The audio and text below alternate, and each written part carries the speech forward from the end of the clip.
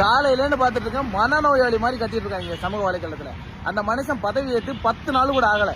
திமுக பதவி ஏற்று 2 ஆண்டுகள் கழிச்சு தான் அந்த மகளிர் உரிமை தொகையை கொடுத்துருது.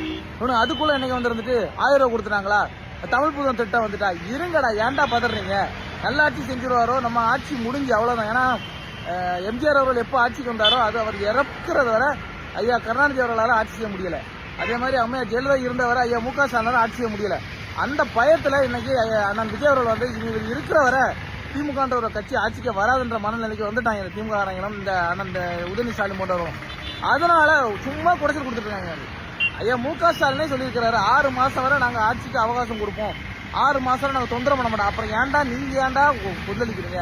ஒரு மண்டையில கொஞ்சம் அறிவு மாதிரியே கிடையாதா சொல்லுங்க. நான் உண்மையிலே எனக்கு கோவமா இருக்கு. காலை 10 நாள் ஆகல ஆட்சி, 10 நாள் ஆகல. நீங்க சமூக வலைதளத்தில் போட்டு ஒரு விஷயத்தா பேசிட்டீங்க. நீங்க என்னென்ன பேசுறீங்களோ அதெல்லாம் உங்களை தான் சாரும். 70 ஆண்டுகள் தமிழ்நாட்டை நாசம் பண்ணி குப்பையாக்கி வச்சிருக்கீங்க. அந்த மனுஷன் 10 நாள் தான் ஆகுது. அதுல இதெல்லாம் சொல்றீங்க. படுத்து கிடந்துட்டு மேல துப்புனா என்ன நிகழ்மோ அதுதான் நீங்க பண்ணிட்டு இருக்கீங்க திமுக.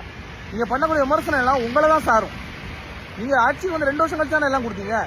அதுலயும் முழுசா கொடுத்தீங்க. நீங்க மகளிர் உரிமை எல்லாரும் கொடுத்துருக்கீங்களா? நீங்க 1,30,00,000 பெண்களுக்கு தான் கொடுத்துருக்கீங்க. இன்னும் கிட்டத்தட்ட 70,00,000 பெண்களுக்கு நீங்க கொடுக்கல. அப்ப நீங்க இதுலயே பித்தலாட்டம். நீங்க ஆட்சிக்கு 10 நாளான ஒரு மனுஷனை மட்டும் அடிப்பீங்களா? நான் திரும்பவும் சொல்றேன், தளபதி விஜயண்ணன் வந்தது பெரிய வரும் தமிழ்நாட்டுக்கு. நீங்க இப்படி குறைச்சல் கொடுத்தீங்கன்னா திரும்ப நாங்க அடிப்போம். நாங்க அடிச்சா நீங்க தாங்கவே மாட்டீங்க.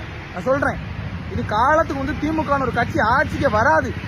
திரும்பவும் சொல்றேன், அமைதியா இருங்க. ஒரு 6 மாசம் அவகாசம் கொடுங்க, வெயிட் பண்ணுங்க. கண்டிப்பா மாறும், எல்லாம் மாறும். மாற்ற ஒவ்வொரு விமர்சனத்துக்கும் உடனுடன் அவர் பதில் கொடுத்துட்டு இருக்கிறாருல. அப்புறம் ஏன் என்ன பிரச்சனை உங்களுக்கு எல்லாம் எவ்வளோ பதில் சொன்னா வாங்க, நாங்கள் விமர்சனம் பண்றோம். வா நேரில் வா, நேரடியெல்லாம் விமர்சனம் பண்ணுவோம். சும்மா உட்காந்துருந்து 70 வருஷமா தமிழ்நாட்டை நாசம் பண்ணி வச்சுட்டு இப்போ 10 நாள்ல பொங்குறீங்க.